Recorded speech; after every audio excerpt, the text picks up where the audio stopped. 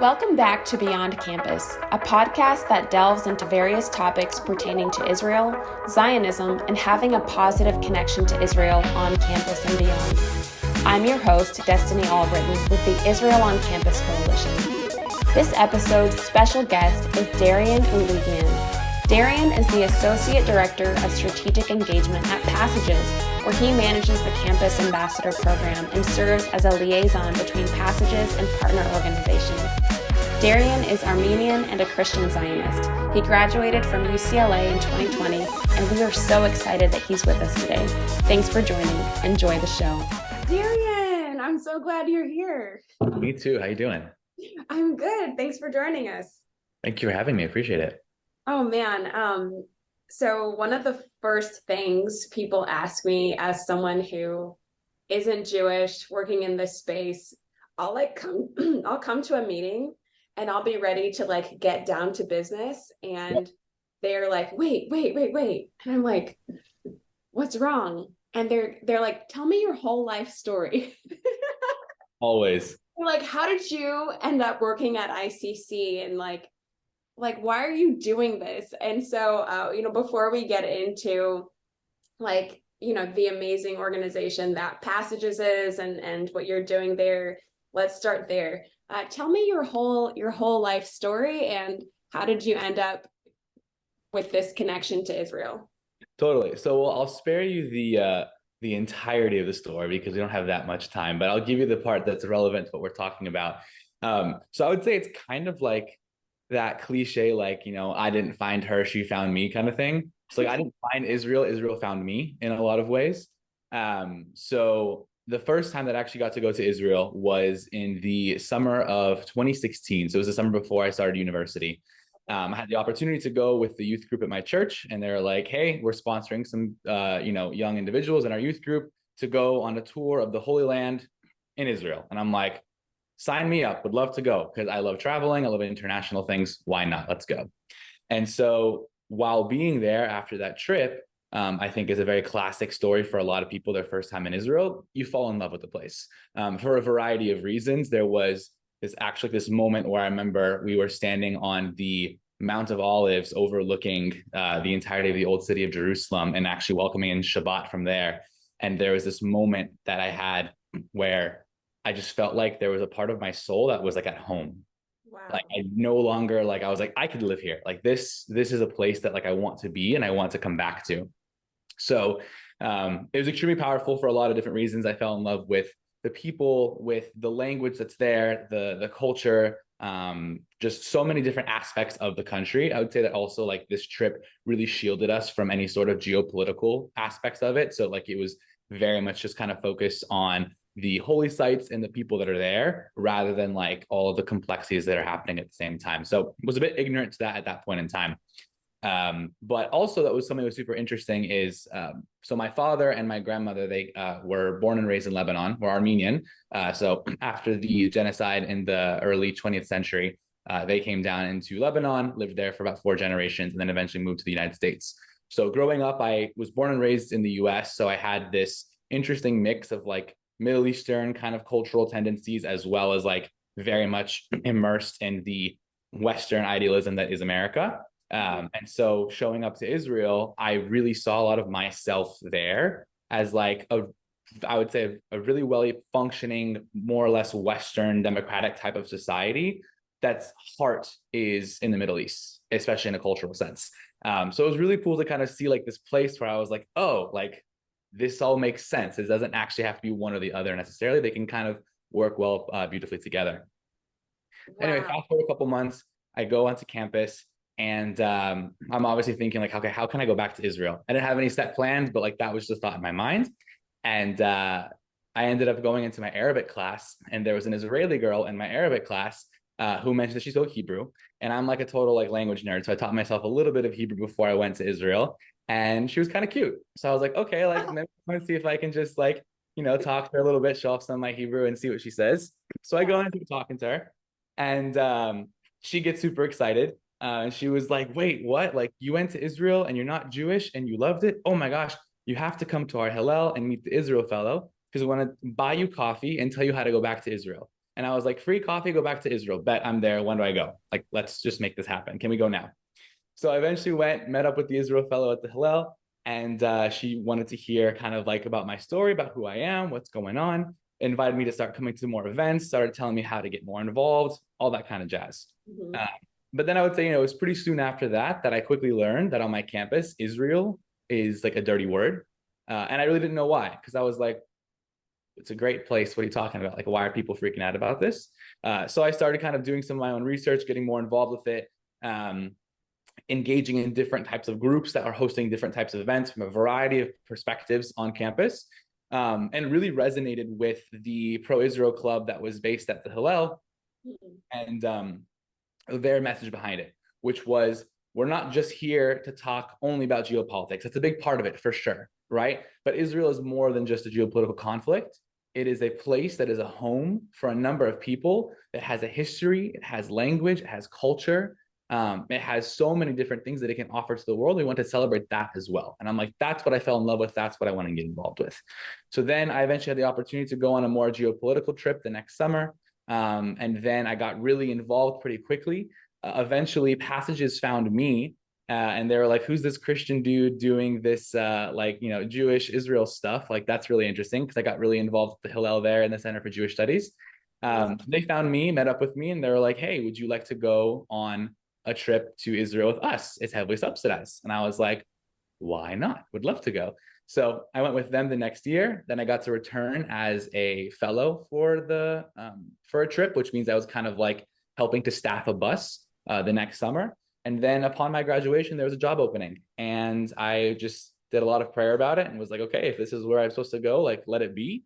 Sent in the application, had the interview. It was actually because of COVID that I was able to even get the job, which is a wild story in and of itself. But I had it, and now it's been 3 years working in this space professionally, which has been so wild to think, because if you would have told me even after my first trip in 2016, oh yeah, you're going to be doing this like professionally, I would have laughed at you. Like, what is this Lebanese Armenian guy having anything to do with like combating anti-Semitism and being super involved in any kind of Israel space? But now it's like, it was so clear that like these doors were opened and other doors were closed throughout my life to clearly direct me in this path. Wow. There's so much that you just said that I want to unpack and that really resonate with me and my story. Like I was at ORU this week, and I was telling some students, like, sometimes you just take a step forward, like one door opens and you just take a step forward and it turns into another door and another door and another door. And before you know it, you're working at ICC 12 years later. And, you're the hosting leap of faith, right? Yeah, right? It's a total definition of a leap of faith. It's just, but it doesn't have to be a leap. It can just be a step of faith, and like, just watch what can happen with it. Yeah. Like you're saying, you went to Israel in high school with your church, and then you had a conversation with a girl in your Arabic class, and she said, hey, have coffee with this random person. And, it just started you on this whole like journey. And that's exactly what I was telling these students. I just had like lunch with someone was like, have lunch with this random, pro-Israel professional. And I was like, free lunch, right on, right? And here we are. I'm like so invested in this, and it ended up being, a conversation that changed my life. Always, right? And it's what's even funny too, when I think about those moments, especially when it was like talking to that girl in the class and then talking to this random Israeli, I don't actually remember ever feeling nervous about either of those conversations. It just seemed like it was something that I needed to do, which in of itself is also kind of like a weird thing. Because I mean, I don't know. I mean, I'm not like necessarily like the most like suave dude in the world, right? So I also get nervous if I'm trying to go and talk to somebody, but like, I didn't remember feeling nervous about that. I'm like, yeah, I'm just gonna go do this. I'm, bright-eyed, bushy-tailed freshman in college. Let's go see what I can do. And yeah, it ended up leading down a different, direction than I was expecting it to. But here we are, and it worked out. That's amazing. Yeah, I tell college students all the time, like, there are some people who have like their whole life planned out, and they're like, I'm going to do this internship and I'm going to work here and I want to, that. And that just was not me at all. And I turned out okay. things have turned out Say okay. more than okay. Say more than okay. You're thriving, Destiny. Come on now. Yeah, like I'm doing all right. And you can't plan for life to happen to you. And it sounds like that is what happened with you and like your journey to Israel and your journey to Passages. Absolutely. I mean, I think that's kind of like a theme that God likes to do throughout history and with us now. He's like, "Oh, you think you know what you're doing? Let me show you something. I'm gonna do something better though." Like it's always cool. Yeah, no, for sure.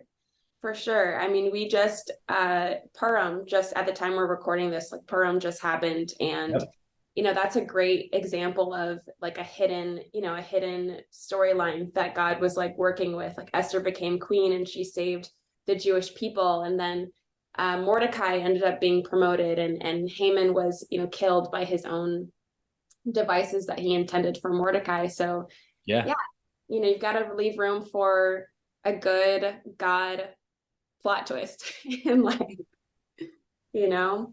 So Absolutely. tell me, we talked about your journey to Passages. For Yeah. people who are less familiar, can you explain for us what Passages is? Absolutely. Yeah. So Passages is it's a pretty young organization where our main thing is that we bring young Christian college leaders to Israel on a transformational 9-day experiential educational trip. And then we do a lot of leadership and spiritual development afterwards, post trip as well, to really equip the next generation of Christian leaders in the US for maximum influence in their future careers and their spaces, as well as developing friends for the Jewish people in the Jewish state. Wow, that's amazing. And I love that you yes, like you have this Israel trip that connects them to like the roots of their faith. But something I have observed in my experience when I used to work in Christian support for Israel, building strong Christians and helping people, grow in their faith. It also like there's a direct correlation between strong Christians and strong Christian support for Israel, right? Like that biblical literacy and those people being leaders in the church. That's really what we need, right? Absolutely.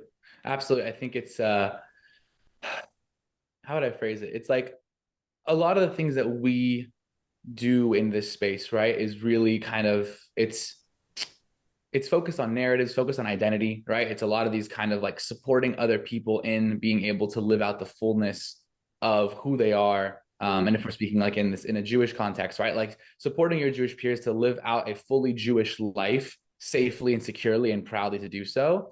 But the only way that you can support somebody else and their identity is to be very secure in your own as well, Mm. right? And not only just secure, but like understanding what that actually means and why that is leading you to want to reach out and to support another group of individuals. Mm-hmm. That security in your own identity, like that is key. I've never wondered like where I fit in this, in this space, Mm-hmm. because I walk in knowing like I am Destiny, I am a Christian, I am a strong believer, woman of God, and I am here because I love supporting Israel. I love Jewish self-determination, and and I have those faith reasons. How has your like journey with Israel like complemented your faith? Have you seen it complement your faith, or like do the two go together at all? Absolutely. I would say that it deeply enriches it in a number of different ways. So I would say like it was really apparent from my first trip to Israel, but then became even more so the deeper that I went into it. So the classic thing that we like to say as Christians is before you go to Israel, when you read the Bible, it's in black and white, and when you come back, it's in color, right? So like now that you fully have like this understanding, you see where things are, you see how close everything is, it just makes the Bible come to life, and everything, all these stories that you heard and the things that you read just become that much more tangible and powerful. You can smell it, you can hear the birds chirping, you remember what it looks like and what it feels like, and the emotions that were brought about in you when you were in that space reading about what had happened in that land, right? So that in of itself was like an extremely transformational aspect of like how you interact with your faith. For me, it just made it much more real, right? Like I finally understood this concept we have in Christianity of like, you know, Jesus Christ being the center of it, but him being both God and fully human. And when you are fully, like when you are so removed from the land of Israel, it is difficult to wrap your head around the humanness of this person. But then you're there and you're like, oh no, like this is where he existed as a Jewish man. Like this is it. This is the place. Like a human, heart beating, blood pumping, sweating, all the things. This is it, right? So that aspect for sure was definitely enriched in the first trip that I had. And then I would say subsequently throughout the other times that I had gone to Israel and been involved more, I think it just further deepened my understanding of like the way that God loves us and the way that he keeps his promises, both to the Jewish people and then to the rest of his family. That had just also just is an extremely encouraging thing for me, as well as understanding how, you know, viewpoints on geopolitics or the way that you approach extremely complicated situations or moments of difference as a Christian, it must be informed by your faith and the way in which you like your worldview should be formed through your Christian worldview as well. Like it cannot be separated. And I think because my first trip excluded politics and the second trip excluded religion, I held those two things separately for a very long time. And it was actually in my passages trip where you bring those two together, where they showed you like, no, like you have a responsibility as a Christian, if you're going to be following after these teachings, to actually apply that into the way that you look at the world and specifically into the way that you look at this piece of land and like what is happening here. Yeah, I'll end it there. Yeah. No, yeah, for sure. Something I also noticed the first time I went to Israel was just realizing, wow, this is, you know, from a Christian perspective, this is God's tangible faithfulness. Yep. You know, like I realized, you know, this sounds so funny now that I've worked so closely with the Jewish community for the last, you know, 4 years, but I've realized that, you know, the story of Israel, the story of the Jewish people that began with Abraham, Esther, Moses, Nehemiah, these heroes that I had been reading about in the Bible my whole life, the story didn't end when they stopped writing books of the Bible, you know? Like I didn't realize that, you know, I just pictured, I never thought about it before, even though I grew up in church and I would hear people say, oh, you know, we have to pray for Israel. We have to pray for peace in Jerusalem. It didn't connect for me that there was this continuous ongoing story of Israel and the Jewish people. And it sounds, you know, funny to say that because now I have been able to like participate in different like Jewish traditions and, you know, these traditions are so old. Like the tradition of saying at Passover, you know, next year in Jerusalem, right? Mm-hmm.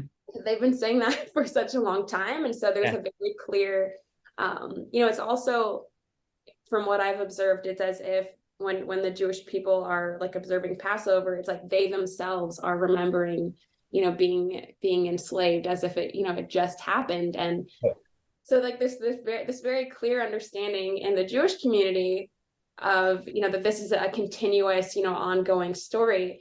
But I think for a lot of Christians, before we go to Israel or before we experience the Jewish community and these traditions firsthand, it's like, oh, well, that was a nice story. Yep, close and keep going on, and then go back to go somewhere in Matthew and finish up from there because it's more familiar for us. Totally.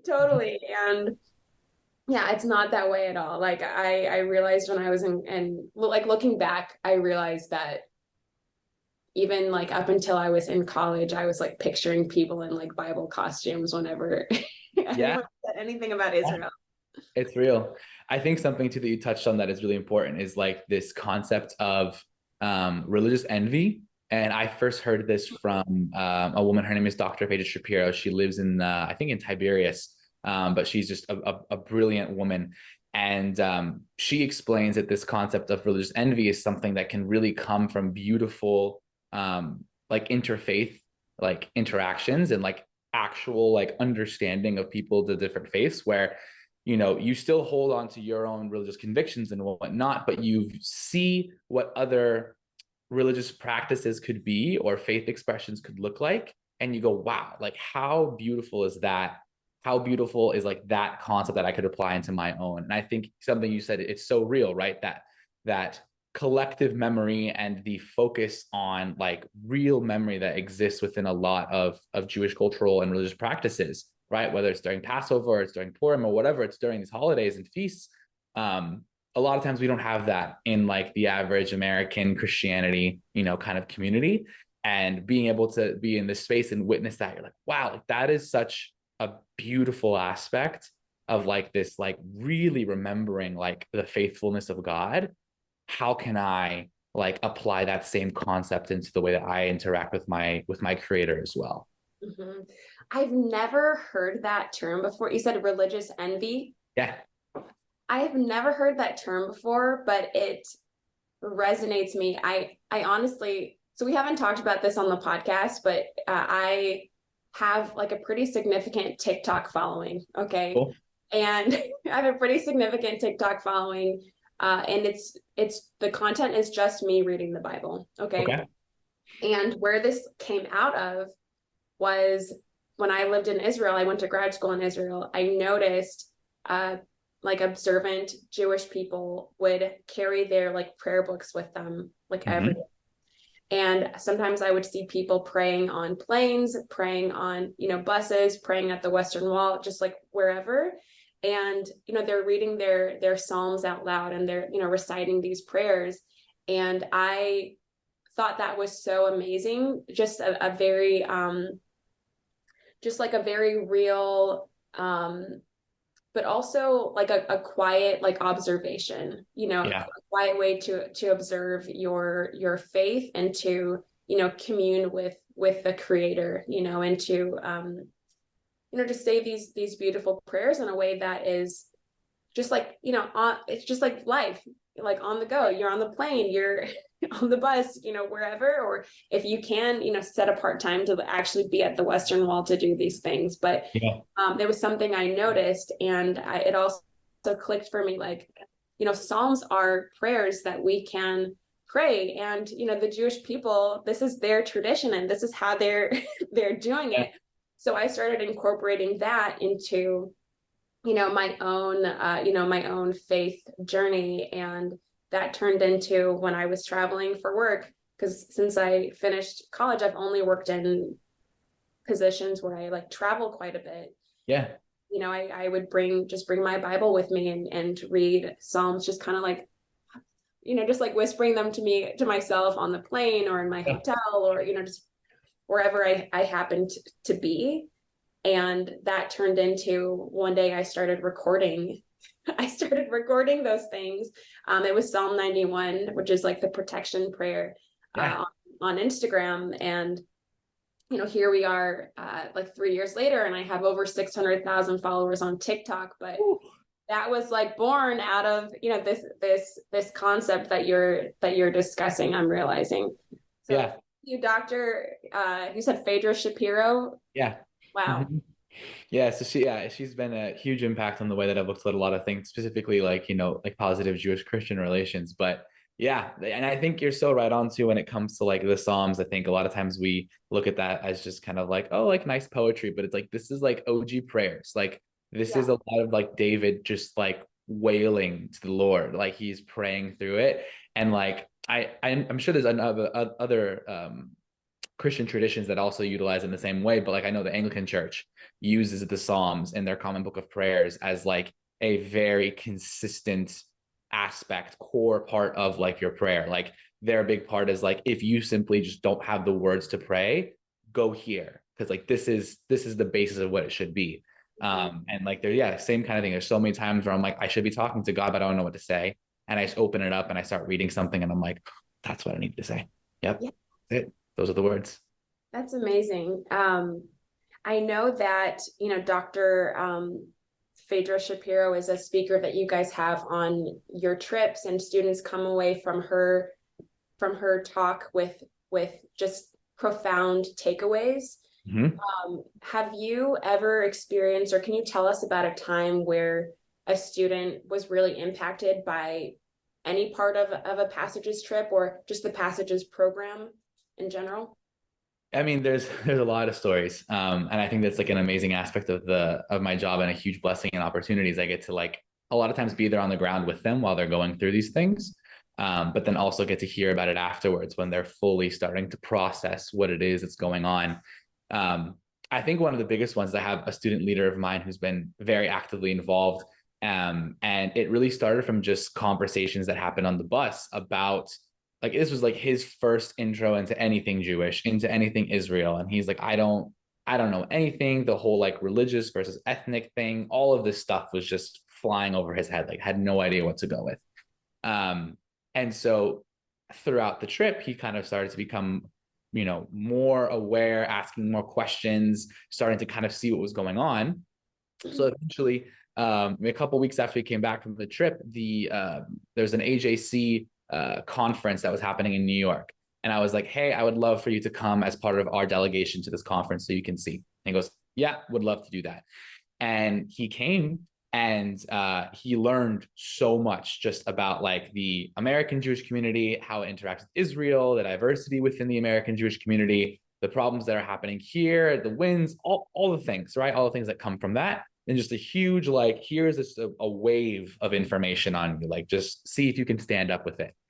And I remember talking to him afterwards, and he was like, literally, he's like, since I have come back from Israel, I have just been interacting with so many more Jewish individuals and Jewish faces, like not even in my own like choice necessarily. Like it was like I just started like talking to like more guys from like API, and then turns out that like my roommate was like actively involved in Hillel, and that like his girlfriend was doing this that's also involved with Hillel, and then this was happening. Now you're having me come to AJC, and I'm learning about these things. And he's like, I just really believe that like God is telling me that like this is a community and a people that like you need to be actively involved with, and like this is where I'm kind of like getting you towards. Um, and now he's just like doing awesome things on his campus, and he's like hosting events and bringing people together from different communities, and like creating support and standing up and networking and doing all the good stuff that's happening. But that's just one individual. I mean, there's a number of people who walk away from this trip so deeply and profoundly impacted, whether it is simply something about their faith, or it's the way in which they look at that part of the world, or it's the way they look at conflict in general, or it's the way that they look at anti-Semitism, and how that they can have a voice in, or a role rather, in combating that in their own backyards. And I think it's a big realization for a lot of individuals, because a lot of our students come from areas of the country that there either aren't really any Jewish individuals, or they've never knowingly met a Jewish person in their life. And like the first Jewish person they've ever met in their life is on the plane going to Israel. Or it's like their tour guide that tells them that they're Jewish, and they're like, wait, this doesn't fit the picture that I had in my head. Like it's kind of a culture shock for a lot of people, but it's really, I think, powerful, because it helps open up a whole new world to these students who, not really of their own choice, they just simply did not have the opportunity to engage with it before. 100%. Like anyone, I mean, I'll just speak for myself, but I'm from a small college town in central Missouri. Mm-hmm. I do not think I knowingly met a Jewish person until I was in college, until I was like 18 years old. Okay. And, I hear what you're saying, like as a result of a Christian student getting involved in this cause and wanting to explore just, Israel from his faith perspective, bridges have been built between him and the Jewish community because of that experience. Absolutely. Absolutely. I think a lot of what we try to really convey to our students, and this has become like even like a personal goal of mine, and it came throughout a lot of just like thought and listening and learning, is like the connection that Christians have to the Jewish people is like the two groups I think are inextricably, I can't speak. Inextricably. Linked, correct. Like they are like together, right? Like it's mishpocha, like we're family, right? Like you cannot have Christians without Jews, without Judaism, without the foundation of what we are, right? Like this is preaching to the choir, I'm preaching to you, but like Jesus Christ was a very Jewish man, right? Who was a very good, nice Jewish boy, and then a nice, good Jewish man. Like he did all the things. He was a rabbi. He was like very much involved in all of like the practices. Everything that he said could either be directly quoted, paraphrased, or immediately contextualized from the Tanakh, from the Hebrew Bible, right? Like he did not say anything that did not already come from God's word from before, right? Like it's not that it's like this new thing. It's a continuation of it, right? Like it is the roots of it. That's why like passages, our tagline, the first part of it is discover your roots. It's like discovering the Hebraic and the Jewish roots of your Christian faith. And that when you understand that you understand that you actually have roots, that you have like your identity is based in something deep and profound and ancient, that like not only is that super strengthening, but you get such a fuller picture of what it is that God is trying to do in your life. And then you look at the Jewish people and the Jewish community and you're like, okay, your family, right? Like when Paul talks about in Romans about us being the wild branches that are grafted into the olive tree, right? The olive tree is the nation of Israel. We are the branches, the wild branches that were grafted into this, that we are part of the family. And it says, do not forsake the root, right? Like the root of that tree is it. So like in the exact same sense that we are like family, we can disagree on a lot of things. We can fight with each other. We can have completely different worldviews than another. But you know what? No one messes with the others. Like if someone comes, they're trying to mess with somebody else in your family, it's not happening, right? Like you love your family, period, regardless, that it is what it is. And so I think a lot of our students, myself included, right, as a product of this program, walked away from this experience of like, okay, this is why I need to combat anti-Semitism. Apart from it being just wrong and that like it shouldn't be happening, all the things, like this is an attack against my family and I'm not standing for it. Mm-hmm. You know, it's interesting that you bring up the, you know, this roots, you know, idea of like being grafted in. A friend of mine wanted to ask me the other day, he wanted to know what my family thinks about me being so connected and like involved with the Jewish community. And, you know, isn't it like contradictory? And, you know, I was explaining that like so much of what we do in Christianity comes from Jewish traditions, and they really don't make sense unless you understand Judaism. When I was a kid growing up, my dad, I mean, to this day, my dad loves the movie, The 10 Commandments. Okay. He loves it. Like every year when it comes on TV, he's like, oh, like the 10 Commandments is on. Gotta watch it. Yeah, we've got to watch it. And I remember one year, or like when I was a kid, he was like, yeah, like listen to this, Darion. Everyone is going to laugh. Every like Jewish person is going to laugh hearing this. He would be like, every year on Easter, I don't know why, but like every Easter, the 10 Commandments comes on. Oh, that's so cute. And yeah, and so for years I had this, you know, this thought like, yeah, like, oh, it's Easter, 10 Commandments is going on. And, you know, it didn't occur to me that, of course, it was coming on for Passover. Of course, Jesus was crucified during Passover.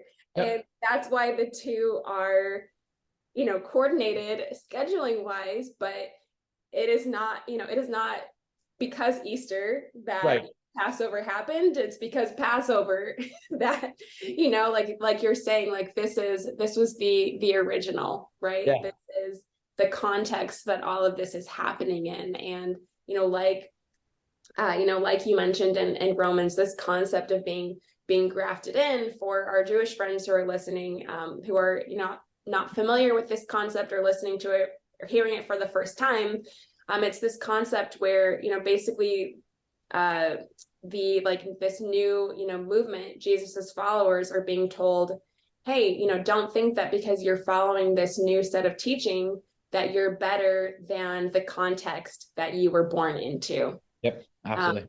And so this concept of, you know, yes, we're a new, you know, a new like offshoot, but you can't forget your roots, because you're not your own thing. You're actually, we've actually been grafted into, you we've actually been grafted into this story and the context that already was. And yeah, I mean, I absolutely understand Christianity. I understand communion, the tradition of communion better. I understand the tradition of baptism better. And you have to remember, John the Baptist was baptizing before Jesus, even started his ministry. So that wasn't a Christian concept. That's a tradition that we get from Judaism. So like 100% passages, discover your roots. I love that you guys are helping a generation of American Christians discover their roots again. Yeah, it's cool. It's cool stuff for sure. Oh my gosh. So what is the most rewarding part of your role at Passages? It's a big question. Yeah. I think what's been really cool, something that has been consistent throughout it, is that I have the opportunity to be a teacher always, for a number of different people. I'm constantly learning, which is awesome. I'm learning from my students and from colleagues and from peers and whatnot.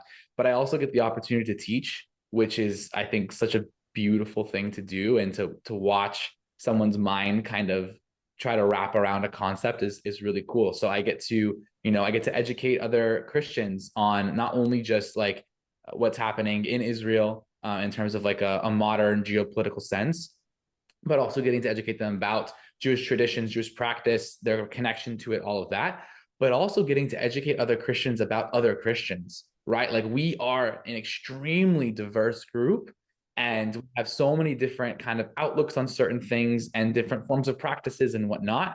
And Pastor is an extremely ecumenical organization. So ecumenical being, a number of different denominations or Christian faith practices all kind of put into one. So we'll have a bus that's got, Roman Catholic, Byzantine Catholic, and then Baptist, all the flavors of non-denom you can get, charismatic to the most reserved to Anglican, to everything, just on one bus. And they go to a spot and everyone is acting different. Some people have their hands up, some people are on their knees, some people are just quiet, some people are spinning, some people are, touching certain things, lighting candles, crossing themselves, interacting more strongly to one place versus another. And so it's a really beautiful opportunity for me to be through learning about a lot of these faith traditions through these students and my own personal background with it, is being able to help educate others and say yes, you have this viewpoint on this thing, but could you also consider that this other individual has a viewpoint on this? And I also get to do the same thing whenever I'm in a primarily Jewish space, right? I work in a primarily Christian kind of team. So when I get to go to different conferences or different spaces where the majority of people are Jewish, and they ask, okay, so same kind of thing. Tell me your life story. What is why are you here? Who are you? What is going on? Why do Christians think this or whatever it is? I get to kind of help explain, what some of these concepts are, that you can't, just like we can't think of Judaism and the Jewish people in the same way that we think about Christianity, you can't do it on the reverse as well, right? So someone saying they're Christian because they had a Christian parent is not the same thing as saying that someone is Jewish because they had a Jewish parent, totally different concepts. And so it's I think a real privilege to be able to just be an educator while learning so much, but also being able to kind of just help challenge preconceived notions in a number of different ways, and getting to learn kind of how to do it better and better each time.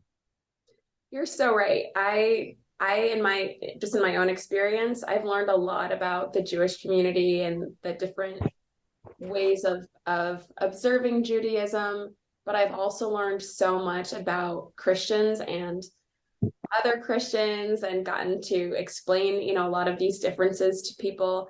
I staffed an Israel trip this last winter, and it was mostly Jewish students and a significant number of students that weren't Jewish. And we went to the Church of the Holy Sepulchre, and the Jewish students were like, do you first of all, they've been to Israel several times, but had never been there necessarily. Yeah. And they were like, "Do you love this?" And I'm not Catholic. I come from like a more evangelical, charismatic tradition. Mhm. And so while I do really enjoy being at the Church of the Holy Sepulchre, and I do enjoy like the artwork and seeing other people, worship there, it isn't as significant a place like emotionally or like in my heart to me. And so I was explaining to them, I was like, I do enjoy being here. But it's really special to that person because that person is Catholic and comes from like this background, and Yep. kind of here are like the different like approaches and different like styles of worship. And so while I really love being here and appreciate this monument to this very important event in Christianity, that person is going to have like a much stronger uh, just like affection for being here. And Yeah. we're like, whoa, you know, they just had no idea. And it wasn't something I think some of the Christian students on the trip, I don't know that they were aware to like be mindful of that and respectful of that with each other. So it's definitely a learning, uh, like on many levels, like a learning experience being a part of these two communities. So much. Yeah. You're just constantly like learning and educating all at the same time. And I think it's a really cool thing that we get to do, that we get paid to do this. But like we get to just like do like this beautiful interfaith, intercultural, interdenominational like work. Like really living out the, being a peacemaker. And I think it's just so cool. You could do it professionally. Totally. And and speaking of learning and being a peacemaker, I have kind of a big question that I want to ask you. In building these bridges between, these two communities and getting to learn a lot, what challenges or the big one, misconceptions have you encountered in this work, either about, Christian support for Israel or Yeah. misconceptions that maybe Christians had about Jewish people? Absolutely. I mean, there's a lot. We're two very different and very similar communities in a lot of ways. In the sense we both share a lot of misconceptions about each other. That's a very similar way. I would say that a lot of the misconceptions are a lot of times at like the core of the problem as to why there is like a challenge of doing this type of like connection work. So I would say, yeah, I think that the misconceptions can definitely be a challenge. I would say a big misconception that I have noticed, particularly from the Jewish community, is that they view the generation of Christians that we are bringing to Israel and their support for Israel in the same way that they view the older generation, so Gen X or Boomer or before, right? Supporters of Israel? Of supporters of Israel, correct. And so I would say that like a really important thing to note is that the way that we as young Christians support Israel and the reasoning why we support Israel and the way that we do it is radically different in many ways than previous generations. I think that a lot of times people think that it's just for this kind of dispensational eschatology, kind of like, okay, like, it's to bring in the end times and ingathering of the Jewish people and all this other kind of stuff, which was a really big prevalent thing, I would say, for an older generation. That was a big reason for them, or it was for a variety of reasons that really othered the Jewish people and made it that they were like kind of like this pawn in a larger game scheme that also then perpetuated a lot of different anti-Semitic stereotypes and tropes. And the younger generation is like, that's not the reason, right? Like the reason is because we believe that we are called to love our neighbor as ourself, right? That we're supposed to love each other as Christ loved us. That if we see oppression and hatred, that we're supposed to stand up against it and fight against it, right? And now that we've had this amazing blessing and opportunity to go to Israel and to learn about the Jewish people and the things that are happening to them, we are now responsible to speak out against it, right? That we have been charged by our creator to go, this is something you have to care about. I put you here for a reason. Don't waste this opportunity. Don't waste this blessing. It's much more of this interpersonal and a desire for pluralism and coexistence and relationship building than it is for some sort of like larger world scheme kind of thing.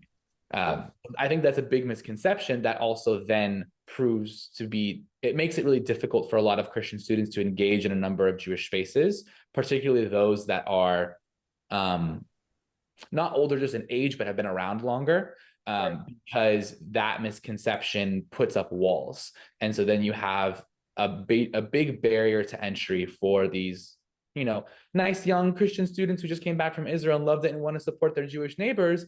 And they show up and they're like just kind of pushed away because they're being told like, you're going to do what? And you want to talk to us about who? And we want to do what now? And it becomes seen as much more of a threat, which in a historical contextual kind of thing makes a lot of sense. But I think it's also this projection of a view of what has happened before onto this new generation. And this new generation is really trying to say like, no, we are different. And like, we are trying to do something different.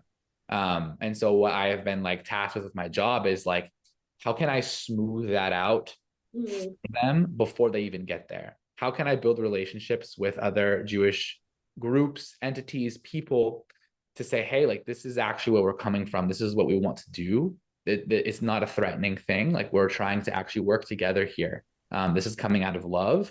And when I'm able to educate others on that, then they are able to then receive passages students, right? Or just young Christians that are coming to them with wide open arms and go like, okay, now I know that like, you don't mean harm, right? So I would say that can be definitely a bit of a challenge. I would say that like there's this misconception within the Christian community in the viewpoint of Judaism or the Jewish people that it's simply religion. And that has a lot of also like historical things that come down to it. And there's a lot of different commentators on this whole concept. But a lot of them go, oh, you're Jewish, so you keep kosher, right? Like just automatically. And then for someone to go, oh, no, like I am very Jewish, but I don't keep kosher and I don't necessarily believe in God, but I pray. Like it's just this whole like, wait a second, how does that work? And so for them to kind of like learn about the complexities of what that means, and that when you're talking about Judaism, Jewish people, Christians, like these terms, that we are using them in very different ways, and like wanting to kind of come to like, okay, what do you mean by this? And like, what does that actually look like for you? So that then creates a little bit of a barrier there. And then I think another challenge is really this, like, sometimes tokenization, and that can go either direction, where it's like, we want you to be here because you support us and you check off these identity boxes, but you can't actually live out the fullness of who you are in this space. Right? Like, because the fullness of who you are freaks us out, or it's too different, but it looks good for you to be here. And no one actually says that outright. Obviously, that's kind of the point of tokenization. But sometimes people will face that. And it's this challenge of, okay, like, how can we get to a point where we as communities can come together and say, like, I am going to accept you and you can live out your fullness here in this space, right? And we can disagree on a lot of things, and we can disagree on what that means and all that other kind of stuff. And like, we should talk about that and engage in our differences for sure. But to tell somebody that they can only be there if they are not their full selves, and what that means to be, is not helpful when it comes to actual intercommunal collaboration and work and acceptance. Yeah. I mean, there's a lot to respond to and unpack in that. The first misconception that you mentioned about concern for motivations for Christian support for Israel. It's very like few and far between that someone will like actually like ask me about this. Someone will actually be like, hey, can I ask you, or like, make a comment and forget who they're talking to. Classic. That's always people, yeah. And I'm like, oh, what do you mean by that? And I will say, like, in my experience, for me personally, it has been few and far between, but those that motivation is so, I won't say I've never met anyone who had, motivations that I was not aligned with in their support for Israel. Yeah. But I wouldn't say that it's representative. And I think that's like the key, especially for like this generation of Christian support for Israel. I wouldn't say that is representative. And we, do such a good job, I think, in the Israel space of pointing out when, sometimes there are Jewish people who have, really critical views of Israel that aren't representative of the Jewish community. And Yep. we're like really quick to be like, that's not a representative, view of Zionism, and that doesn't well represent the Jewish community in the United States. Yep. And so remembering that, even if we do encounter someone who does have, suspicious or motivations that we're not comfortable with, for every one of those people, I know so many more people who are in it for, the reasons of wanting to connect with their faith, the roots of their Christian faith, and wanting to leave their mark on Israel's story is how I put it. And, people who, or, sometimes people are just like nerds for the conflict, and nerds for American foreign policy, and they happen to also be Christian. So there's a spectrum within Christian support for Israel. And I like to remind people of that. There's a spectrum, and there, internal politics, in our conversations as well. Also, like, I hear what you're saying, like sometimes these misconceptions can be a, barrier, but it's like these opportunities where we can educate each other and build these bridges. I mean, educating each other is what builds the bridges. Yep. Absolutely. Absolutely. So what makes you excited for the future, and what gives you hope for Jewish Christian relations? So it's really cool. It just happened recently. I was in a primarily Jewish conference in Chicago, and again, pastor's only about 7-ish years old. We've taken like over 10,000 students now, which is an amazing feat for a young organization. But obviously the biggest challenge is like we are trying to kind of like, it's the brand awareness, right? Like get your name out there, get people to know who you are. Because with our brand also carries this really strong background in positive Jewish Christian relations, right? And being, apart from seeing what my students are doing and like just hearing the amazing stories there, being able to be like at this conference and like tell people I work for Passages, and people who I've never met before and I don't even know their organization, know who I am and know what Passages is, and go like, oh, like I love the work that you're doing. That makes me so excited, because I'm like finally we are getting to this point where like positive Jewish Christian relations, it comes from obviously a lot of interpersonal work, but like there has to be an awareness of it, right? Like there has to be an awareness that this is even something that is needed and that it's being done successfully, right? Like we are living in a very unique point in history, and a very small time in history, where Jewish people and Christian people are coming together in really positive ways. Like there are people alive to this day who are like, that would not have been a possible thing at all in my childhood, like would not have been a thing legally in a lot of places, right? So we're living in a really important and a really small window of time where it's very new. So when I get to see that like the awareness of this movement is becoming more and more mainstream within like the Jewish community and within like the Jewish educational community particularly, that gets me excited. And also the same thing that I'm seeing within the Christian community, where there's other churches and other Christian orgs that are starting to recognize what we do and are starting to say, we want to do more stuff like you, like you're doing really good work. It's unique, it's different. Like how can we do this like intercultural, interfaith, actual collaborative work? And so, yeah, just kind of, I guess, like seeing the fruits of labor, to put it in Christianese terms, right? Like seeing what is coming out from all of this is just exciting. Like, it's so cool to see that there's just always more excitement to go to Israel. There's more excitement from the young generation to do this.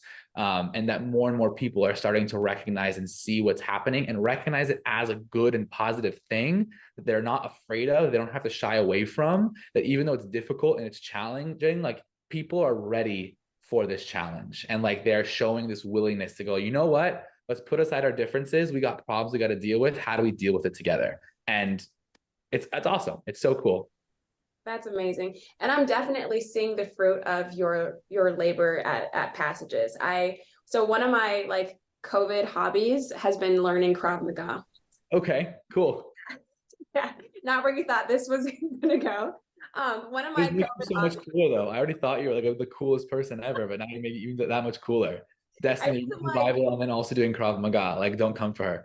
I'm like, I'll just try everything. I had to do something during lockdown, and I wasn't traveling for, my work at ICC. So I was like, I'm going to take Krav Maga lessons. And at one of the classes, I was wearing a Passages t-shirt that I had gotten from a conference years ago. And a girl came up to me and was like, oh, do you, what do you know about Passages? And I was like, I went to their conference a few years ago, and she told me that she had just come back, or like pre-COVID, she had gone to Israel with Passages, and it was such a transformative, experience. And I was like, I didn't really say anything. I just wanted to know about her trip and her experience. So I wasn't like,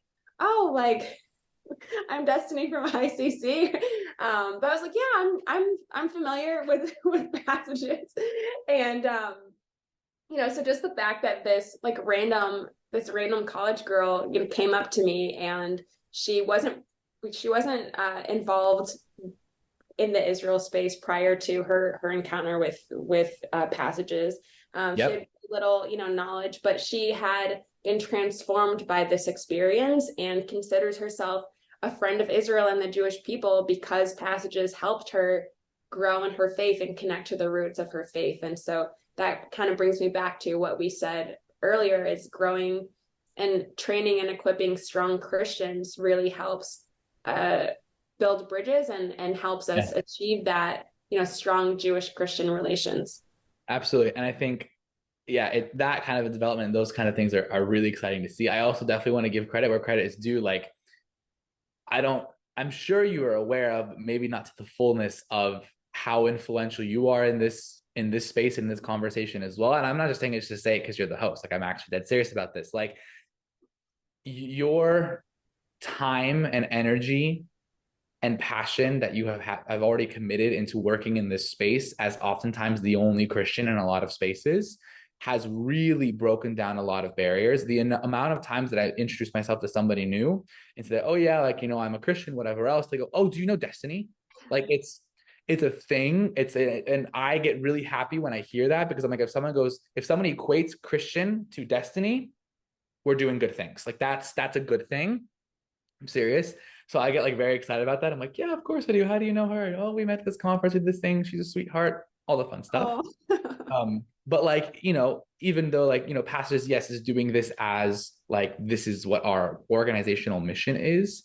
I think you and a number of other Christians that work in this space as well are still doing that work, because it is just simply who we are. And this is the reason why we do it. And you can't separate that from the work that we do. And so it's really cool to also watch others in this space also creating really positive environments and cultivating new types of conversations and breaking down misconceived perceptions and stuff just by being who they are and present in that space. So that's the good stuff too. Unsung hero, but should definitely be sung about, Thank you so much, Darion. Thank you for your kind words and your support, and just thank you for being a guest on this podcast. I think our listeners are going to love this conversation. Thank you for having me on. Okay, that's a wrap. Let's go. We did it. Thanks for tuning in. Be sure to follow us on social media @IsraelCC and subscribe wherever you listen to podcasts.